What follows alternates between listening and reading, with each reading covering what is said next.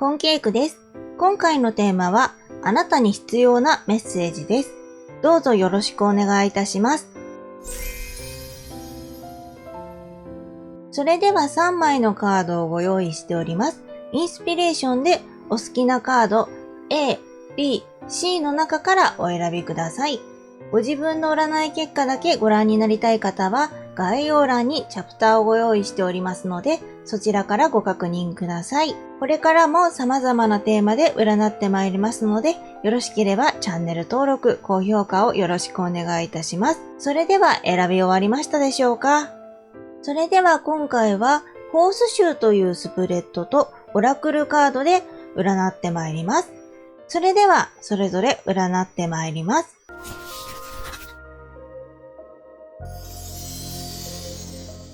それでは A の方の結果です。A のあなたに必要なメッセージですが、あなたには良いことも、もちろんあなたにとって望ましくないことも訪れるかもしれないし、選択肢っていうのがね、たくさんあると思うんですけれども、その中でもっとね、気楽に受け止めながら、あまり重く考えすぎず、進んでいくっていうことをね、大事にしていただければなと思います。それでは1枚ずつお話しさせていただきます。それでは過去ですね。ペンタクルのページの正位置です。じっくりと何かに向き合ってきたとき、ここで時間をかけたことが後ほど役立つことになりますということでですね。そうですね。ここであなたがしっかり努力してきたっていうところが見えますね。こちらのカードさん、絵柄を見ても勉強だとか、そういったところの絵が見えると思うんですよね。テキストとかペンとか、ご自分自身の頑張ってきたこと、学んできたこと、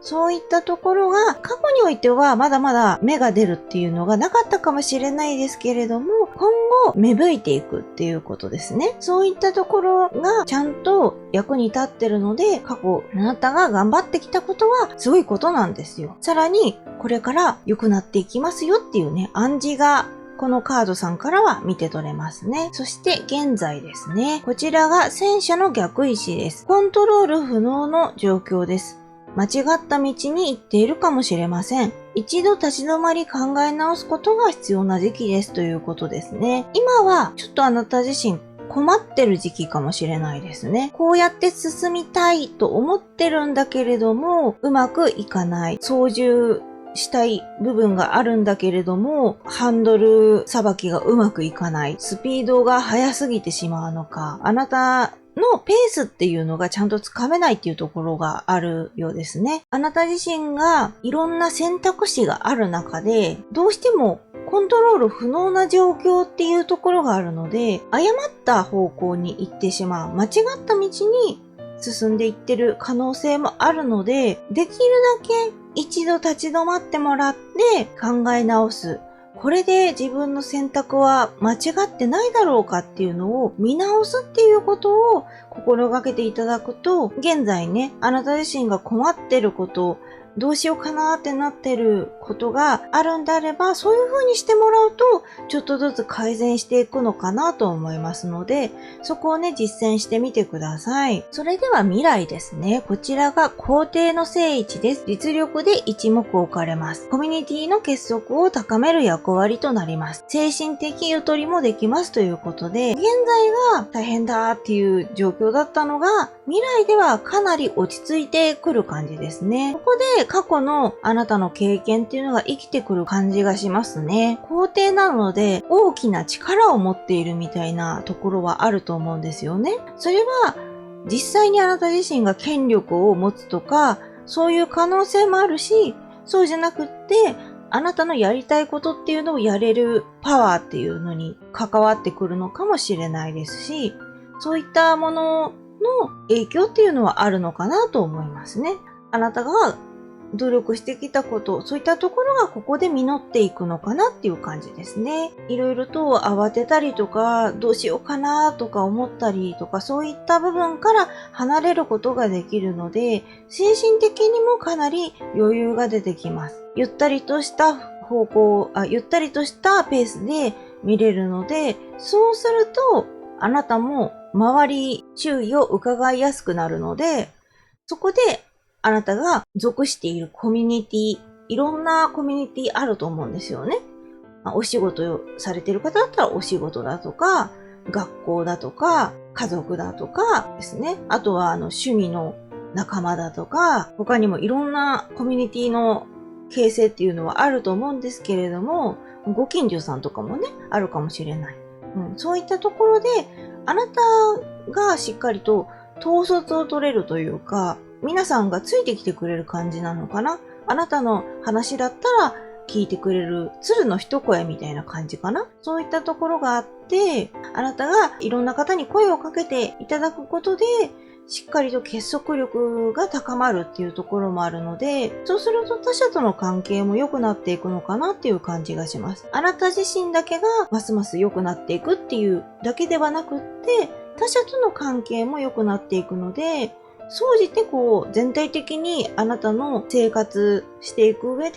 過ごしやすいっていうところが増えていくのかなって思いますね。それでは周囲ですね。こちらがワンドのクイーンの逆位置です。あなたのことを考えない方が周囲にいらっしゃるということで、そして無責任な部分があるということですね。ここが大きく出てるっていうことは、あなたが困らされてる方がいるっていうことですよね。あなたの気持ちをしっかり考えてくれなくって、自分ばっかりが振り回すような感じの方とかね。あなたに対して無責任な行動だとか、お仕事とかだとね、お仕事に対して無責任だとか、いろんなことがあると思うんですけれども、あまりね、良くないですよね。そういった方がいることで、あなたも困ってしまうっていうところはあると思いますので、あなたのことを考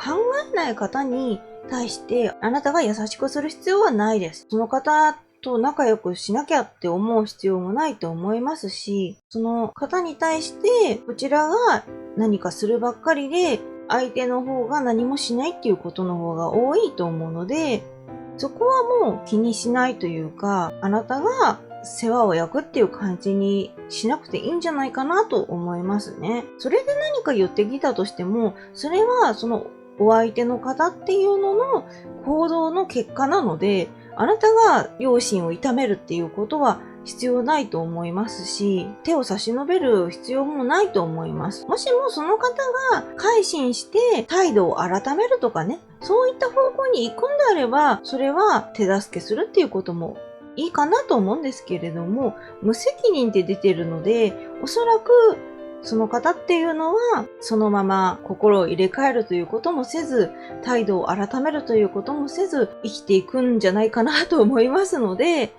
あまりこの方に対して気にかけるっていうことはしなくて大丈夫だと思います。では、障害ですね。こちらがワンドの2の正位置です。自分の頑張りに自信がないっていうことが障害になってしまうっていうので、十分頑張ってますね。ここはね、私の方でお伝えさせていただきましょう。まず過去でね、しっかり頑張ってきたっていうのが出てるので、頑張ってないなんてことはない。もちろんあなた自身も頑張ったなって思うけど、ただ、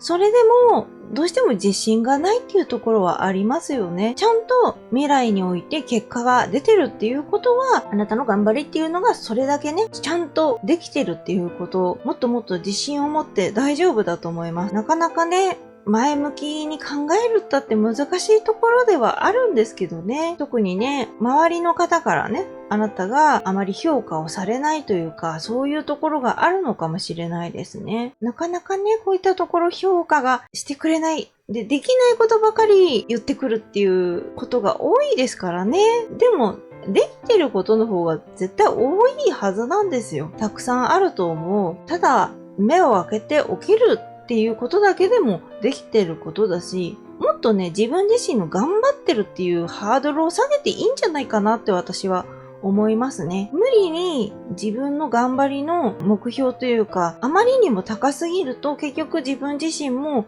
それでできてないんだっていう風になっちゃうっていうところがあるんですけれども、いろんな方たちがいると思うんですよね。いろんな方たちがいるっていうことは、個々において能力とかできることっていうのは全然違うので、あなたが当たり前だと思ってることが当たり前じゃないこともたくさんあるし、だから今あなたが当たり前にできてることをまず頑張れてるなって褒めてあげることは大事なんじゃないかなと思いますね。歩けてるなっていうだけでもすごいっていう風にね、褒めてあげてほしいし、例えば車椅子の方とかも車椅子でしっかりと進めてる偉いとかね、それとか補助の方にお願いしてるこの声かけをできてるすごいとかね、そういう風に自分自身の個々に合ったやり方で当たり前にできてるなって思ってること、そういったことをね、褒めてあげる、自分自身で認めてあげるっていうことによって頑張ってるなって思えるっていうところはあると思うので、まずは自分が今当たり前にできてると思ってることを褒めてあげてほしいなと思います。それでは最終結果ですね。ペンタクルの9の正位置です。才能を活かせる状況です。実力が発揮できる時です。他者との関係からチャンスが生まれますということですね。これが大アルカナが未来にあるので、未来の方が大きいかなって思われるかもしれないんですけれども、順番的に見ていくと、未来のこの大きな部分があるから結果がさらに良くなっているっていう感じがするので、やはり結果っていうのがあなたにとってより良いものになっていると思います。あなたのこれまでやってきた、頑張ってきたことが才能として、そして実力として遺憾なく発揮されるっていうことで、他者からも認められることもありますし、で、いろんなあなたのやりやすさっていうのがつながっていくようなので、環境もね、良くなっていくのかなと思います。あなたにとっての恵まれた状況っていうのがそこに生み出されていくっていうイメージですね。で、他者との関係からますますチャンスも生まれていくっていうことなので、どんどんね、いろんな方とつながっていっていただいて、お話をしながら、コミュニケーションを取りながら過ごしていっていただければなと思います。あなたにとって、良くない方っていうのも周囲のところを見ればおりましたけれども、ここがあなたにとってどうしても気になる方っていう部分になると思うので、そこをもう気にしないようにしていって、できるだけ自分の視野の外というか、あなたにとって良い影響を与えてくれる方たちの方に目を向ける、話をしていくっていう風にね、してもらえればなと、向き合ってもらえればなと思います。ここでね、ブドウがね、見えますけれども、実りのあるものがたくさんありますよっていうことなので、しっかりとあなたにとって得ていくものっていうのが大きいことは間違いないかなと思います。それでは助言ですね。こちらがペンタクルの2の正位置です。もっと気楽に受け止めましょうということで、そうですね。ここが、やはり暗い時期はどうしても重く受け止めがちっていう部分あると思うんですよね。で、真面目に頑張ってきてる方ほど、どうしてもいろんなことを真面目に受け取ってしまう、重く受け止めてしまうっていうところがあるんですけれども、もちろんそういったことも大事なんだけれども、あなたの場合は肩肘が張りすぎているっていうことですね。私もよくね、肩肘張ってる、緊張して肩がもうコリコリになっちゃってるみたいなことを言われたりしますけれども、まず体からほぐしていくのでもいいんですけれども、多分ね、肩がこわばってしまってて、体全体が緊張状態になってるんじゃないかなと思うので、一旦深呼吸とかしてもらうとか、肩や首とかを回してもらうとか、そういう風にまず体をほぐしてもらう。で、一旦深呼吸をしてもらうことで、落ち着いたところでいろいろと考えてみるっていう風にすると、だいぶね、頭の中もスッキリするんじゃないかなと思いますね。ゆるい気持ちになれるっていうところはあるかなと思うので、まずは体からっていうのをね、してみてもいいかなと思いますね。心と体ってつながってますからね。そういうところで体を動かすことで、心もほぐしていくっていう風にね、してもらうといいのかなと思いますね。突然気楽にやれって言われてもって思っちゃうと思うのでね、まずは深呼吸とかしてもらうとかね、そういう風にしてもらえればなと思います。結局、障害と助言がつながってるところはあるのかなと思いますね。自分自身がやってきたことに自信がないし、どうしてもいろんなことが真面目に真剣に受け止めすぎて、何をやってもうまくいってないなっていう気持ちになっちゃうっていうところがあるのかなと思うんですけれども、あなたはしっかりいろんなことはできてるし、やれてることの方が多いから、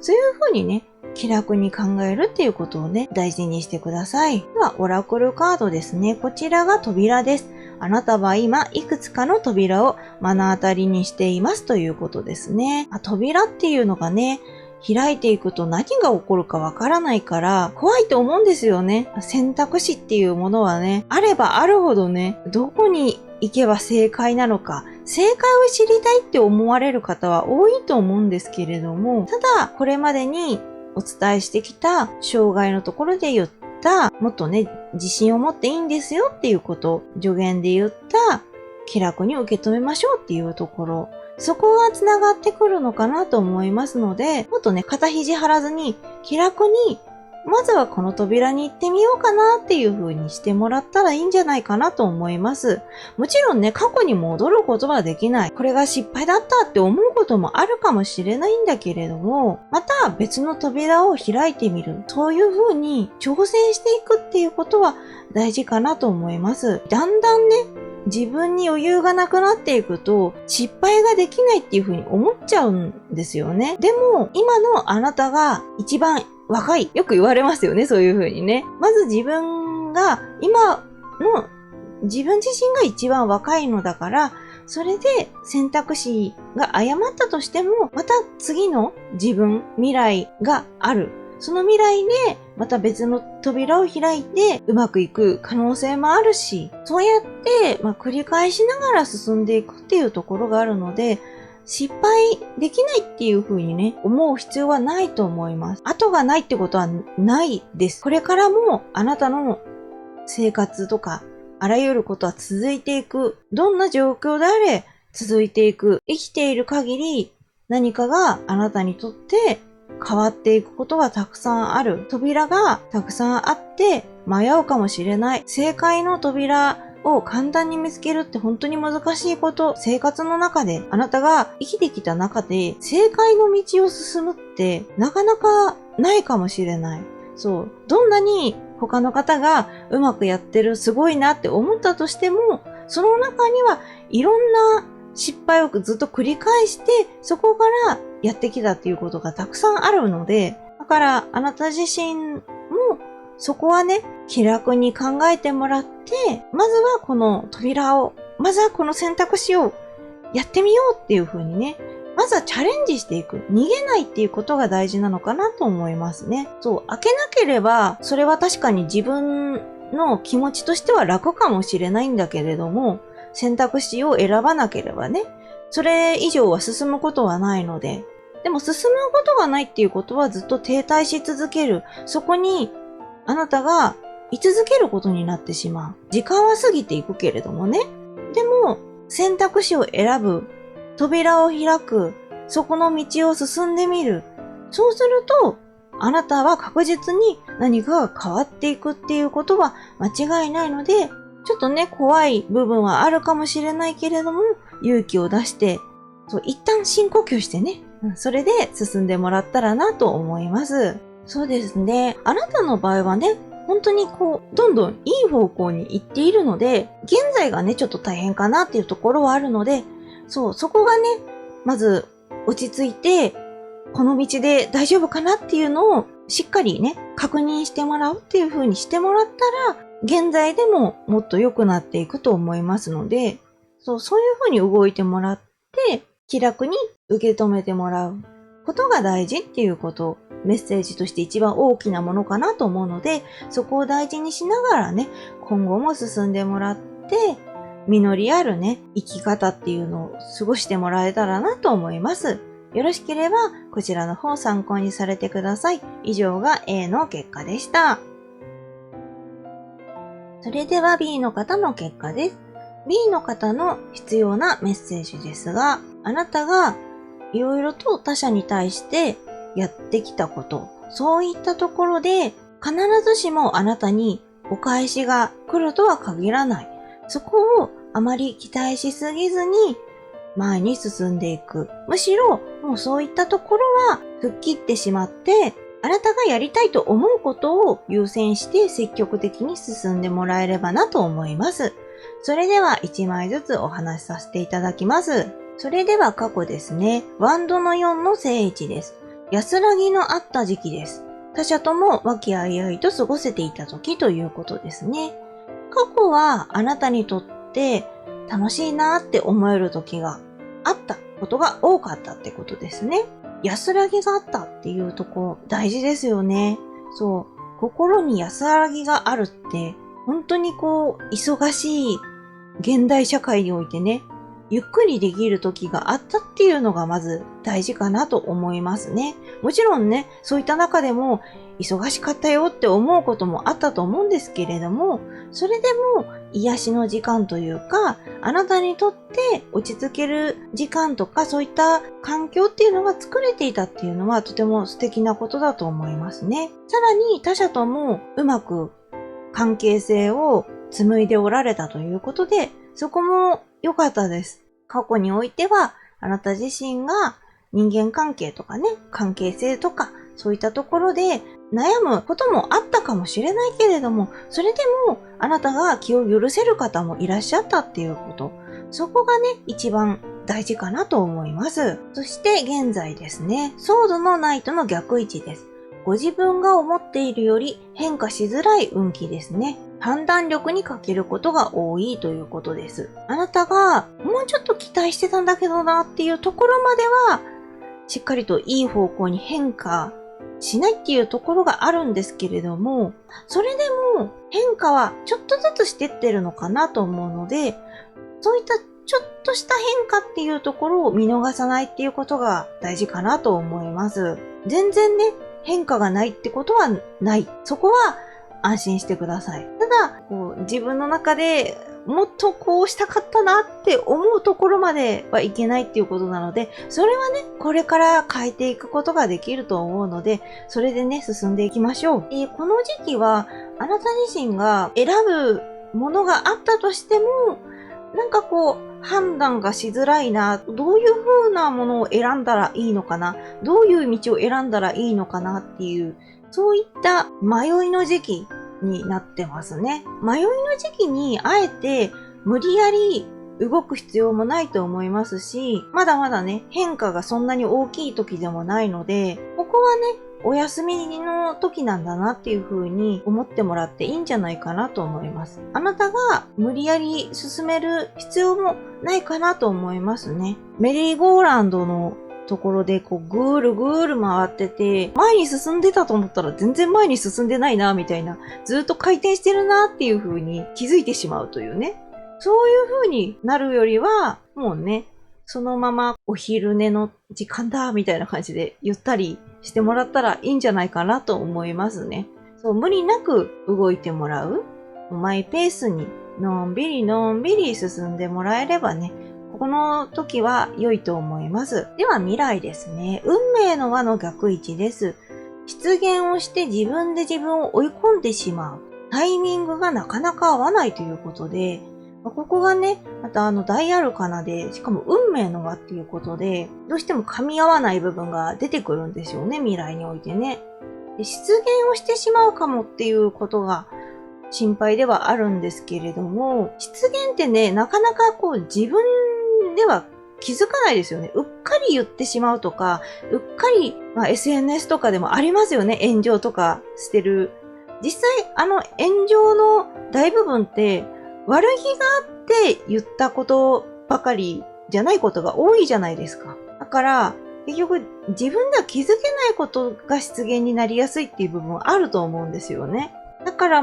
失言をした後が私は大事だと思ってるんですね。もうそこはね、戻せないから失言をしてしまったら、そう。で、多分自分自身で気をつけようと思っても、うっかり出てしまったことがあらぬね、傷つけ方をしてしまうとかね、他者に対して何か良くない方向に影響を与えてしまうとかあると思うので、失言してしまった、うっかり言ってしまった、これはやばかったんだって思った時、そういった時にすぐに謝罪をするっていうことが私は大事だと思うんですよね。ただ、謝罪って言っても何が悪いのかも分からずにごめんごめんって言ったところで、それは誠意としてね、良くないとは思うので、なんでこれが悪いと思ったのかっていうところ、そして今後どういうふうにそういったところの、再発防止っていうのができるか。これは企業とかでもよくあるやつですよね。企業の炎上騒動とかで謝罪をした時に間違ってる対応の仕方をしてる企業さんとかっていっぱいあるんですけれども、何が悪かったのかを明確にする。そして今度は何を気をつけるべきなのか、再発防止に向けて自分が何をすべきなのかっていうのをしっかりと伝えるっていうことが大事だと思うので、これはね、別に、個だろうと、企業だろうと、団体だろうと変わらないですね。例えば、あなたが出現したのがたった一人の方だったとして、その方に言っても、届かないことだってある。もちろんね、腹が立ったり、悲しかったり、そういったところの方になっちゃうと、どうしてもね、その時は受け止められないっていうことはあると思うんだけれども、ちゃんと伝えることは大事。開き直っちゃダメ。謝らないっていうことは絶対しちゃダメっていう風に、そういう風にね、思ってもらうといいのかなと思います。謝れない方増えてきてます。まず謝ることをね、大事にした方が私はいいなって思ってます。いろんなものを見ててね。でも謝るって言っても、さっきも言ったように、軽い感じで何に対して謝ってるのかもわからないまま謝るんじゃなくて、何が悪いかをしっかりと自分の中で考える。どうしてもわからなかったら、その失言をしてしまった相手だとか、そこに確認をするっていうのはいいのかなと思います。なかなかね、怒ってる時に説明していただけるか、具体的に言ってもらえるかっていうところはあるとは思うんですけれども、でも自分自身が気をつけていきたいからっていう風にするのは大事かなと私は思いますね。ネットが主にこう見てて、そういうのが分かりやすいので見るんですけど、そうですね。あらゆる方がそういう感じで、どんどん深みにはまっていって、結局こう、言動が激しくなっていって、一度出現してしまって元に戻れなくて、どんどん出現を繰り返してしまうような方になってしまうっていうことも普通にあるので、ネットだったらある程度ね、ブロックだとか、いろんな方との関係解消っていうのがしやすいんですけれども、現実ではそうはいかない。SNS も現実なんだけど、現実だけど、ただ自分の周辺の方とは限らないし、SNS の方はね。だから自分周辺の方たちに対して、それを繰り返してしまうと、結局あなた自身の味方が誰もいなくなってしまうし、あなたもどんどん生活がしづらいなって、やりづらいなっていう風になっていくと思うので、そうならないために出現した時には、そういう風にね、謝罪する、再発防止のために何ができるか、原因をしっかりお伝えするっていうことをね、覚えていってもらったらいいかなと思いますね。はい。それでね、自分を追い込まないっていうことが大事ですからね。例えば出現してしまって傷つけた相手だけのためじゃなくて、自分のためにもなりますからね。自分を守るためにも、そういった行動、誠意ある行動っていうのは大事だと思います。タイミングがなかなか合わない時っていうことなので、現在に続いて未来もちょっとお休み時間になるかもしれないですね。それが合わないっていうことは、あえてそのタイミングに合わせようとするんじゃなくって、自分のペースでちょっとやってみるかっていう風にね、してもらうのでいいんじゃないかなと思いますね。完全にお休みはしなくてもゆっくりペース、ちょっとずつ様子を見ながら、どうしようか、こうしようか、みたいな感じでやってもらうと、少しずつね、歯車も噛み合っていくんじゃないかなと思います。では、周囲ですね。こちらがペンタクルのクイーンの逆位置です。愚痴ばかりになってしまう関係性っていうことで、これが周囲の方とお話ししてて、お互いにですよね、愚痴ばかりを言ってしまうっていう感じ。それ自体はね、悪いことではないとは思うんですよね。時にはね、愚痴を言って解消するっていうことも大事ですからね。でも、ずーっと愚痴ばっかり言ってると、どうしてもね、それがよどんだ感じになっちゃうっていうのがね、あるんですよね。時にね、やはり明るいお話というか、楽しいお話も大事かなと思うので、その方とどうしても愚痴ばかりになってしまうんであれば、明るいお話、楽しいお話ができる方ともしっかり会話をしてほしいなと思いますね。もしくは、話を別の方向に変えれば、愚痴ばかりを言ってしまう関係性の方でも楽しいお話ができるようであれば、それで話を変えていくっていうのでもいいと思いますね。ストレス解消にね、愚痴っていうのはあるとは思うんだけれども、それが逆にね、ムカムカだとかイライラだとかそういったところを増幅させてしまう可能性もあるので、それがね、なかなか難しいんですよね。ストレス解消になる方も確かにいるとは思うんだけどね、愚痴っていうのがね。そうじゃない可能性もあるので、用法用量を守ってみたいな感じですよね。言うなればね。ある程度自分自身の中でバランスを見て、愚痴ばっかりになってしまったなってならないようにね、楽しいお話もできる方、もしくは愚痴を言い合える関係性の方でも楽しいお話もしながら、そうやって会話を重ねていくっていう風にしてください。それでは障害ですね。こちらがペンタクルの6の逆位置です。見返りを期待しすぎてしまうということが障害になるということなので、これはね、でもわかりますよ。自分が何かいろんなことをしたとして、それに何も返ってこないってなったら悲しいですもんね。期待してないって、期待してるつもりはないと思っても、どうしてもこう何にも返ってこないと、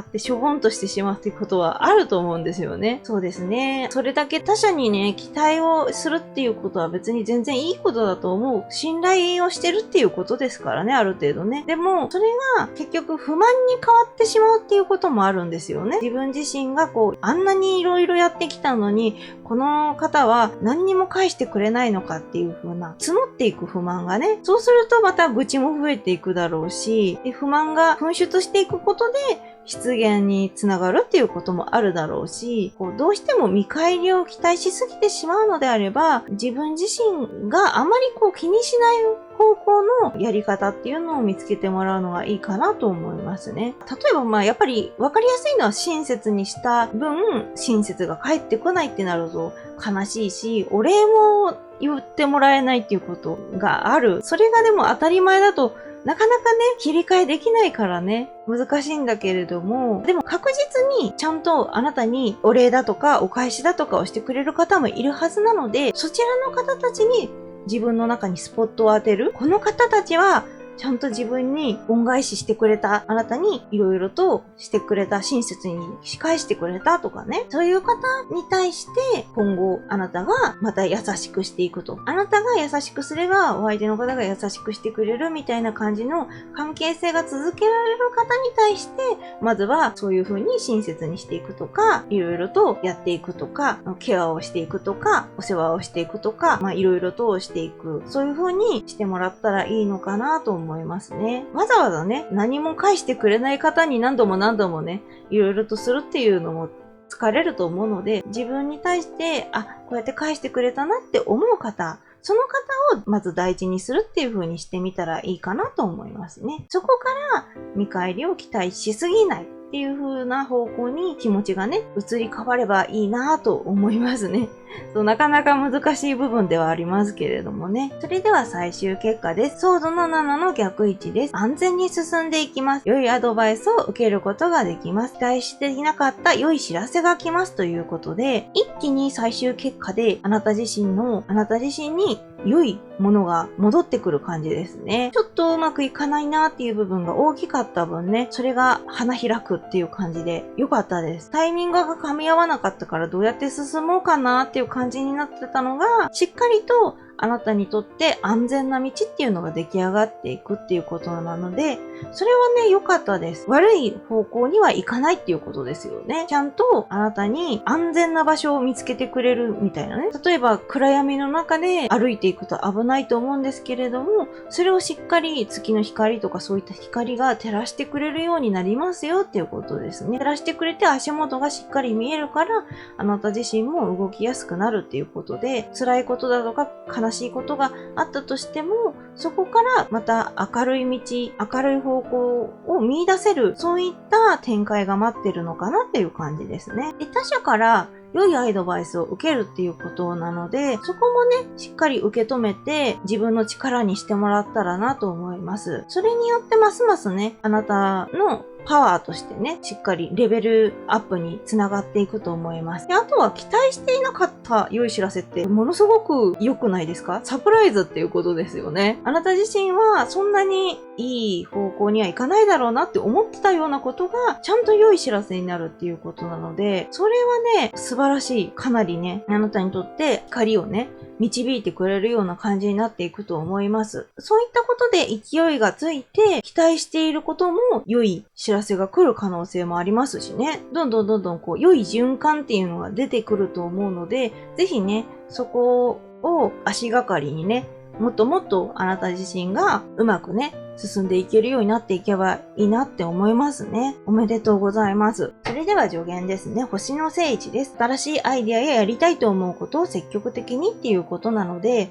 これはね、うまくいっている時にやっていくので全然いいと思うので、最終結果の未来の部分でいいんじゃないかなとは私は思うんですけれども、自分自身がやりたいこと、時にね、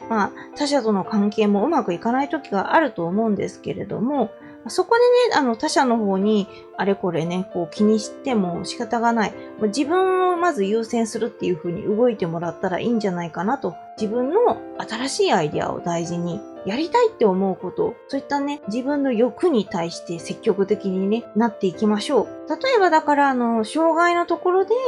見返りを期待しすぎてしまうっていうことは、他者にいろいろともらおうとしてしまうっていう部分もあると思うんですよね。結局あなたがやってきたことで他者がお返ししてくれて、それによって良い方向に進めることもあると思うんだけれども、それがなかなかうまくいかない場合は、あなた自身のやりたいことを優先してもらう。そうすることによって見返りを期待しすぎてしまうっていう、その気持ちに重きを置くっていうこともなくなっていくんじゃないかなと思います。自分のやりたいこと、自分のしたいこと、まず自分を大事に優先して、そういう風に進んでもらったらなと思いますね。せっかくね、最終結果であなたにとってより良い道っていうのが切り開かれてるので、できればね、それでますます勢いをつけていってほしいです。それではオラクルカードですね。楽園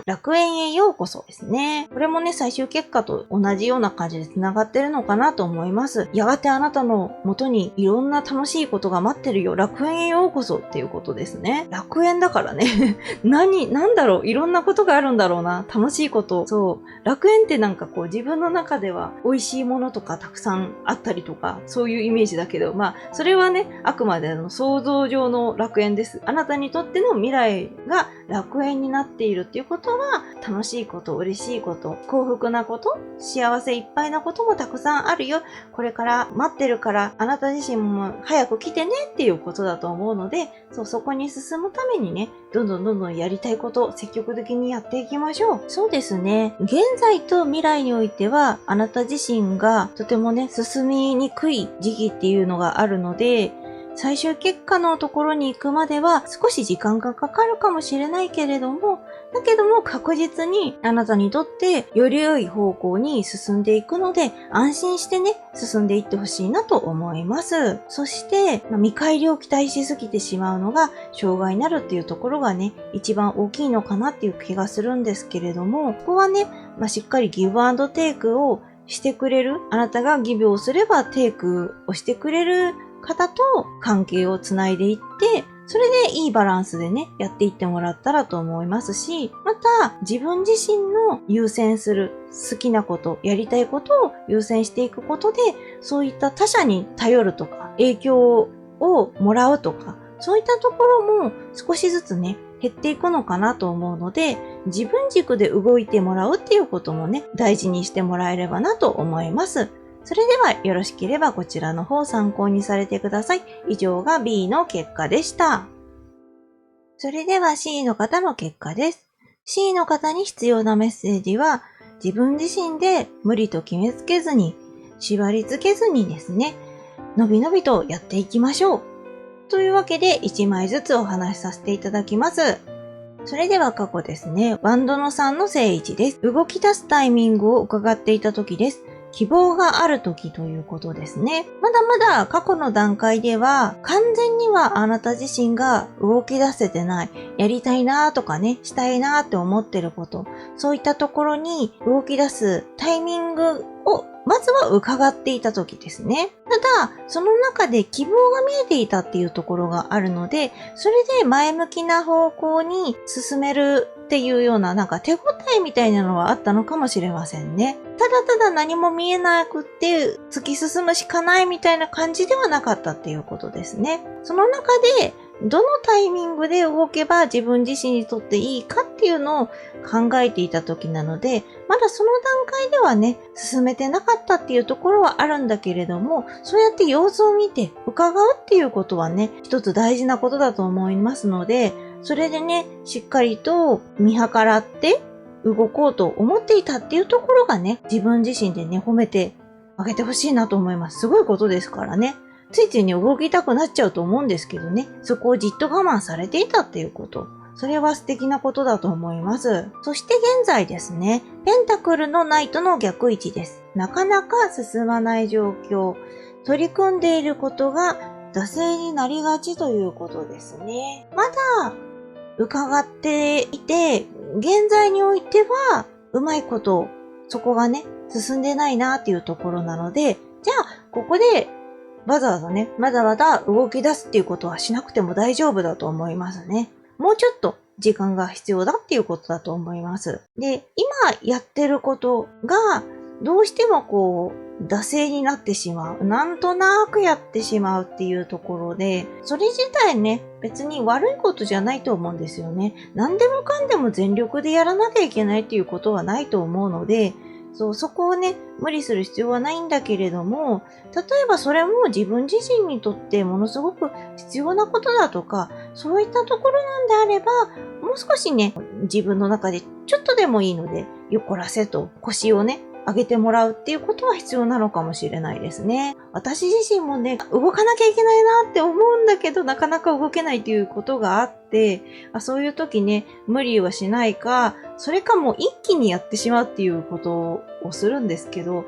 一気にやると、なんとなくやりきれるところはあるんですよね。それで、もちろんね、足りない部分も出てくるとは思うんですけど、一気にやりきろうとするとね。とはいえね、自分自身がダラダラ続けて、それでなんとなくやりましたっていう感じでやるんじゃなくって、もう進めてしまって、で別のことをやろうっていう風にした方が、結果としてはね、自分の実績というか、いろんなものっていうのが増えていくことではあるので、これができた、あれができたっていうので増えていくので、それはね、いいのかなと思います。それはそれでね。ずーっと長く続けて、ダラダラってやってると、自分自身もね、きついなって思うことがあるので、私はね、そうやって一気に進めるとかするんですけど、だからそういう方法もあると思うし、もう無理はしないっていう方法でも全然いいと思います。それでは未来ですね。ソードの3の逆位置です。心の整理ができない出来事があります。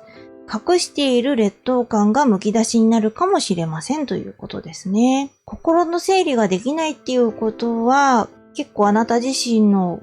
気持ちはかなり波が押し寄せるような感じになってくる。悲しいこととかがあったりする可能性はありますね。それはね、もう避けようのない悲しいことっていうのは、もう思いっきり悲しんでいいと思います。心の整理ができないくらいなので、そこで無理やりにでも押し込めてしまおうとしないって大丈夫だと思います。心のままに思いっきり悲しんで辛いことは辛いと言っていって、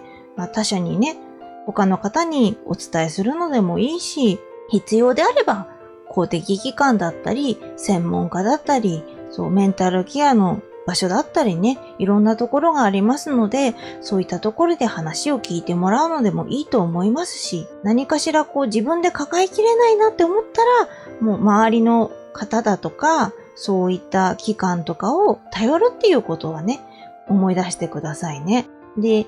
自分自身が隠されている劣等感がむき出しになるっていうことで、ある意味それは自分自身の気持ちとして、こういうものがあったんだなと、自分はこれが劣等感になってたんだなっていうのが気づけるっていうこと。気づいてるからこそ隠してたのかもしれないんだけれども、それをずっと隠し続けるのは難しいっていうことですよね。どうしてもいろんな方と関わる上で、あなたが劣等感を抱えていることで優位に立っている方っていうのは必ずいらっしゃるはずなんですよね。で、時にはあなたのそういったところを気づかずに言っているとかね、発言しているとか、言動が見えるとか、そういったところもあると思います。それでね、もちろんあなた自身がこういったところが自分の中で劣等感として残っていてっていうのを伝えるのは全然いいと思いますし、その方に対して伝えたところでっていうふうに思われるのであれば、伝えなくてもいいんだけれども、どこかしらでね、自分のそういったところを吐き出す。それもね、一つメンタルケアになるのかなと私は思いますね。どうしてもね、自分が生きていく上で、自分自身がここは足りてないんじゃないか、欠けてるんじゃないかって思う部分ってあると思うんですよね。誰だってね。あなたもそうだと思うんです。で、それ自体をね、恥じることはないし、誰もがね、いろんなところで劣等感を持ってると思うんですね。もちろんね、自信満々の、本当に何にも自分自身に悪いところなんてないって思える、そういったね、メンタリティの方もいないわけじゃないとは思うんだけれども、でも、全体的に特に日本だとね、そういったところが劣等感が多いっていう方も多いですね。もともと自己肯定感が低いっていうところもあるので、そういった部分が自分の中でずーっと心の苦しみになってる方っていうのはいると思います。それが、ふとした時に溢れ出た時に、それをそのままいろんなものにぶつけすぎてしまうと、結局トラブルになってしまったりとか、後々自分が後悔するとかそういうことになってしまうので、そういう時に頼れる場所を作っておくっていうのは必要だと思うので、もしも現在ね、あなた自身がそういったところ対策したいなと思われるんであれば、いろんなね、そういうメンタルだとか、自分の中のもやもやした悩みだとかを吐き出せる場所っていうのはいろいろあるので、そういったところをね、見つけてもらったらなと思います。なかなかね、どこがピンポイントでね、なかなかここがいいですよっていうのも言いにくい、それぞれに合った場所っていうのがあるので、そこは難しいんだけれども、今の間に自分が安心して、自分の気持ちだとか、悲しみだとか、劣等感だとか、そういったところをね、ちゃんと伝えられる、伝えて少しでも楽になれるっていうような場所をね、見つけてもらうっていうことは必要かなと思いますね。それで、いざそういったことが来た時に、そこにね、すぐ頼れるっていうことは大事ですね。これはかかりつけのお医者さんとかもそうですよね。これは体もですけど、私もメンタルのね、お医者さんに通ってたりするので、そういったところもね、ちゃんとかかりつけっていうのがあるんですけれども、そういうふうにもともと頼れるところがあると、すぐね、あそこに行けばいいやっていうふうに頭に浮かんで、助けてくださいって行けるのでね、それで探してもらえればなと思います。では周囲ですね。こちらがカップの6の聖地です。会話を心から楽しめる方。子供っぽさもあるということですね。よかった。周囲の方はね、あなた自身がとてもね、楽しい思いで話せる方もいらっしゃるようなので安心しました。子供っぽさがあるっていうのはね、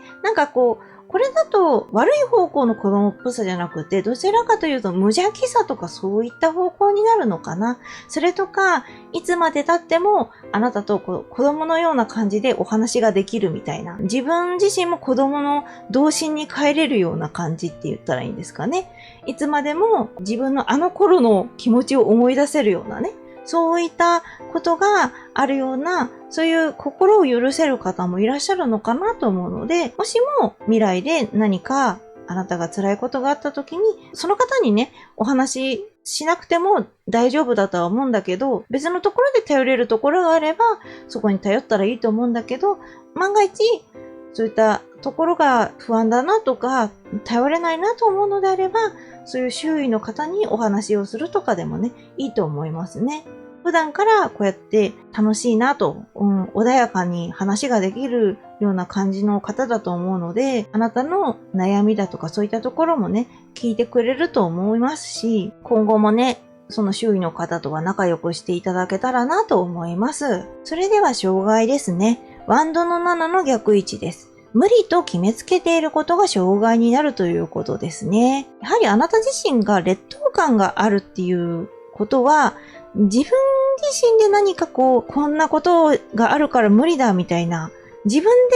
でいろんな条件とか環境だとか、自分の特性だとか性格だとか個性だとかそういったところですよね。あらゆるいろんな要素があると思うんですけれども、いろんなことで自分自身が無理だと決めつけている部分があるみたいなので、決めつけないでください。大丈夫ですね。ここで障害になってるってことは、あなたは全然無理じゃないし、できるってことだと思うので、もうちょっとね、前を進んでみませんか？一歩進んでみませんか？あなたの大丈夫かもって思える方向にね、行ける時があると思うので、今からすぐにやってくださいとは言わないのでね。でも、無理って思ってることが案外ね、簡単にできる可能性もあるので、その可能性っていうのもね、忘れないでほしい。選択肢がね、ちゃんとあるんだよっていうことはね、覚えていて、もしも万が一一歩勇気が踏み出せそうな時が来たら、無理っていきなりするんではなくって、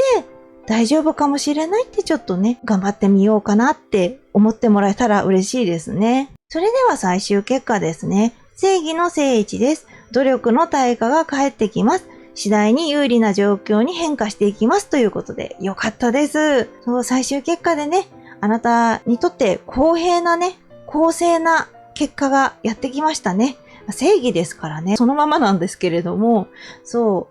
あなたにとってちゃんと相応のね、努力をしてきた分だけ、ちゃんと結果が戻ってくるということで、これまで頑張ってきたことだとか、苦労されてきたこと、そういったところが報われていくようになっていくということですね。正しい道っていうのがね、進みやすくなるのかなと思います。あらゆるあなた自身の中において、選択肢の中でもしっかりとあなたが良い場所、良い未来に進めるっていうところがね、見つけやすくなっていくと思います。明るい道、しっかりね、切り開かれていきますね。本当に正義のカードさんはね、天秤がありますけれども、時にね、それがゆらゆら揺れてたこともあったと思うんですけれども、しっかりね、それが固定されて、あなたに正しき道を教えてくれるっていうことでね、安心してもらえればと思います。またですね、客観的に物事を見やすくもなるので、自分の評価っていうのも正しく見れるようになるんじゃないかなと思いますね。これまでは自分が自分でダメだとか無理だとかそういうふうに考えちゃうところがあったんですけれども、第三者の目線で見れるようになることで、こういったことが自分はできるから、じゃあここに進むことはできるんだなっていうふうに思えるっていう、かなりね、やりやすくなっていくと思います。最終結果の未来の部分ではね、あなた自身のやりやすさっていうのは段違いになっていくので、そこでね、一気にあなたのやっていきたいこと、進めたいことっていうのをね、進めていってほしいですね。それでは助言ですね。ソードの8の正位置です。縛っているのは自分自身ですということなので、そうです。無理だと。縛っているのは自分自身です。誰もね、あなたのことはね、否定したりしない。過去とか、もっともっと前のことだったら、あなたに対して否定的なことを言ってくる方とかいたのかもしれませんね。例えば身近な家族だとかそういったところから、ずっと否定的な言葉を投げかけられたなんてことはね、結構ありますよね。もしかしたらあなたもそういった経験をお持ちなのかもしれないですね。そうすると、気づいたら、それが、呪いのようにね、あなた自身を縛っていってしまって、自分なんかこんなこともできない。自分はこういう風に進むこともできないっていう風にね、本当は進むこともできるし、もっともっとできるはずなのに、できなくさせてしまっている。足踏みをさせてしまっているっていうことなので、もうあなた自身を縛るのはやめましょう。ただね、それを縛ったのはもしかしたらそういったね、家族だとか他者なのかもしれない。本当にそれは許されることではない。あなたに対してひどいことを言ってきたからこそ、あなたがそういう風になってしまったっていうこともあるかもしれないのでね。でも、これからはね、あなたはあなたを認めてあげてください。もっともっとね、あなたはできることがいっぱいあるはずなので、ちゃんとね、希望を持ってできることもあるし、正しい道に進むこともできる。あなたにとってより良い道っていうのが正しい道だと思うので、そういったところに行けると思うので、自分自身で進めないっていう風にストッパーをかけるんじゃなくて、ブレーキをかけるんじゃなくって、どんどんね、アクセル踏んづけていきましょう。安全運転でね。車みたいなことを言いましたけれども、安心安全に進みながらも自分自身のストッパーっていうのは少しずつなくしていくようにしましょうね。では、オラクルカードですね。チャンスです。準備をしておいてください。宇宙からのちょっとした助けが得られるかもしれませんということでね、もうちゃんとチャンスが待ってますよっていう風にオラクルカードさんも言ってくれてますね。宇宙からのちょっとした助けっていうのが伝わる方もいるけれども、伝わらない方もいると思うので、お伝えさせていただくと、自分自身のあらゆる因果というか、周りの状況だとか、いろんなものが合わさって、あなたにより良いものを与えてくれるっていうことだと思うんですよね。それが、もしかしたら他者から来るものかもしれないし、自分自身のそこにいることによる環境なのかもしれないし、なんだったら縛らないでくださいと助言があったので、その縛らなくなった自分自身が自分にチャンスをもたらしてくれるのかもしれないし、そういったところだと思うんですよね。ちゃんとね、クローバーも書かれてますし、あなたに幸運がやがてもう近いうちにね、絶対に訪れますよっていうことだと思うので、安心してね、進んでいきましょうね。これから、どんどんね、止まってたって時は進んでいくし、生活は続いていくっていうところはあるので、だったらあなたのやりたいことだとか、頑張りたいなって思っていること、そういったところにね、もっと前向きにね、目を向けていっていいんじゃないかなと思います。そうですね。今回に関しては、あなたにとって大事なのはやはり、あなたがあなたのことを大事にしてほしいっていうところですよね。もうちょっと信じてあげていいんじゃないかなと思います。あなたのこれまでの経験だとかやってきたことっていうのは、必ずあなたの力になってるし、できないなんてことはない。これからどんどんね、やれることっていうのはもっともっと増えていくと思います。それだけ経験を積まれていることがたくさんあると思うのでね、最初から無理と決めつける必要はない。やってみようっていうふうにね、前向きに思ってもらえればなと思います。よろしければですね、こちらの方参考にされてください。以上が C の結果でした。ここまでご覧くださりありがとうございました。よろしければチャンネル登録、高評価をお願いいたします。これからも様々なテーマで占ってまいりますので、またいらしてくださいね。それではおつけいくでした。